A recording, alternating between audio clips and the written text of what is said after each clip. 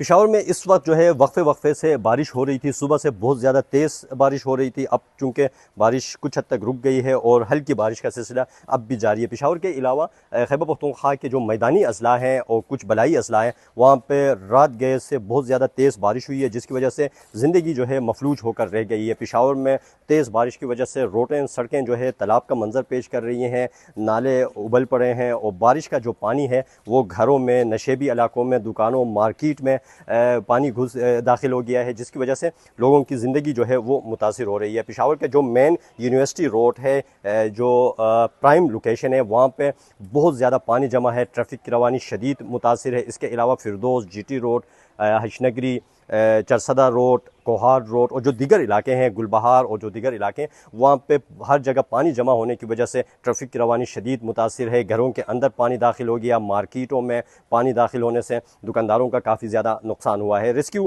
کے مطابق پشاور کے علاوہ ضلع خیبر، چرسدہ، نوشہرہ، مردان اور دیگر اضلاع میں بھی یہی صورتحال ہے. بہت تیز بارش ہوئی ہے، جس کے بعد جو ہے پانی جو ہے بہت زیادہ ہو گیا ہے، دریاؤں کا پانی بلند ہو گیا ہے، جس کی وجہ سے نشیبی جو علاقے ہیں وہاں پہ پانی داخل ہو گیا ہے. نوشہرہ میں جو مارکیٹ میں پانی میں داخل ہونے کی وجہ سے کئی گاڑیاں جو ہیں وہ پانی میں بہہ گئی ہیں اور وہاں پہ ریسکیو جو کارروائیاں شروع ہے. محکمہ موسمیات کے مطابق بارشوں کا یہ سلسلہ 25 جولائی تک رہے گا اور بارشیں ہوں گی، اور پی ڈی ایم اے نے الرٹ بھی جاری کیا ہے. پی ڈی ایم اے کے مطابق گزشتہ 24 گھنٹوں کے دوران 12 سے زائد افراد جو ہے بارش یا اس سے ریلیٹڈ جو مختلف حادثات میں جاں بحق ہو گئے ہیں، درجنوں زخمی ہیں، درجنوں مکانات گر گئے ہیں، کچے مکان بہت زیادہ گرے ہیں. بارش کی وجہ سے رابطہ سڑکیں انتہائی زیادہ خراب ہیں اور لوگوں کو شدید مشکلات کا سامنا ہے. پی ڈی ایم اے نے الرٹ جاری کیا ہے، تمام انتظامیہ کو الرٹ رہنے اور نشیبی علاقوں میں دریا کنارے وہاں پہ لوگوں کو نکالنے اور بروقت جو وہاں پہ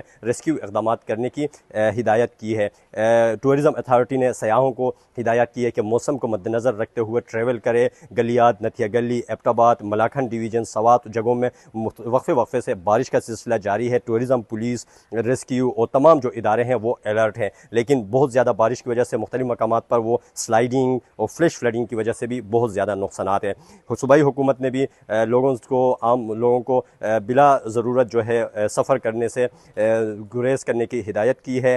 ٹورزم اتھارٹی نے سیاحوں کو ہدایت کی ہے کہ کسی قسم میں ایمرجنسی کی صورت میں ٹورزم فیسیلیٹیشن سینٹر سے رابطہ کرنے اور بروقت جو ہے اپنے ساتھ سامان رکھنے کی ہدایت کی ہے.